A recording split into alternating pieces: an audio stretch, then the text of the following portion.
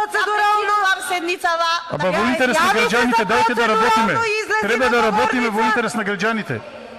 Срамота. Зошто ја прекинувате седницата? Кај одиш? Срамота е. Се плашите од она што треба Имаме да го уште едно слушнете. дополнување на дневен ред. Диктатура на дело. Одбивањето на процедуралните забелешки од страна на претседателката на комисијата Жаклина Лазаревска предизвика бурни реакции кај опозицијата.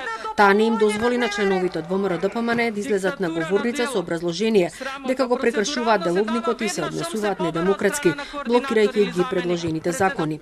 По прекинот на седницата опозицијата обвини дека не им било дозволено да побараат на дневен ред да се стави информацијата за ковид состојбата во основните и средните училишта. Е да отвориме дебата за и јавна дискусија, каде што ќе може целата македонска јавност да биде запознаена и да слушне како се справува Министерството со пандемијата, зошто има селективна примена на протоколите и колкава е вкупната бројка на ковид позитивни ученици, колкава е бројката на учениците кои што се во изолација и колку наставници и професори се во ковид изолација.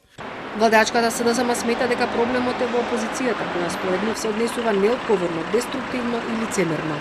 Во Комисијата за образование и наука, пратениците на ВМРО-ДПМН со сите сили ги кочат законските измени кои треба да обезбедат трајно вработување на 4700 наставници и стручни соработници во основните и средните училишта.